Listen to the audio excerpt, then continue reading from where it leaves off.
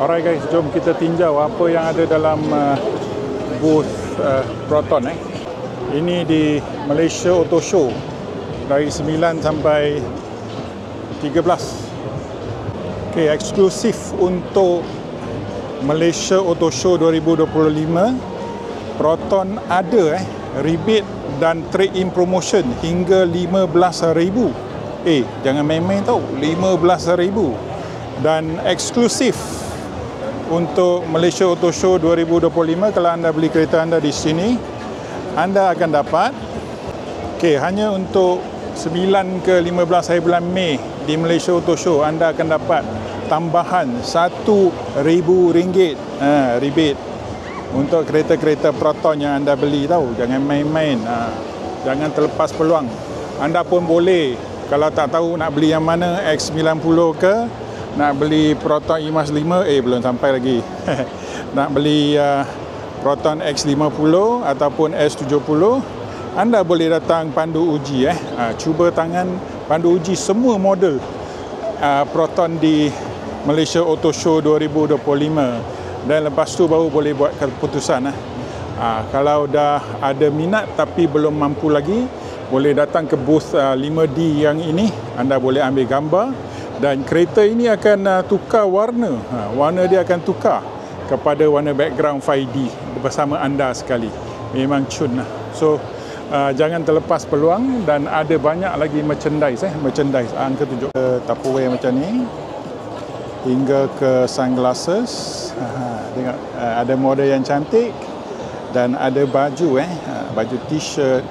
Yang collar, tak collar. Dan ada bag. Ada lagi payung-payung. Siapa yang nak payung, dan ada diskaun. Ada awet yang cantik dengan model baju windbreaker dengan baju t-shirt. So datang, jangan terlepas peluang untuk kita tengok kereta Proton S70 yang top spec. Boleh tengok Proton X50. Sampai hari ini Uncle masih tertarik lah, minat lah.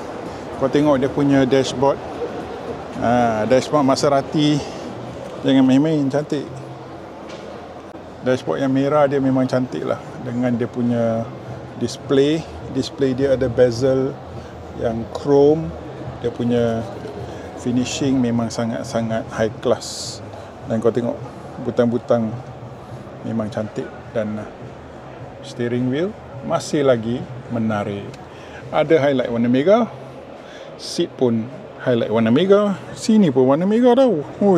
X50 terlalu kecil, family anda lebih besar, semua badan macam uncle, anda boleh datang tengok X70 dengan skrin yang baru, dashboard yang baru.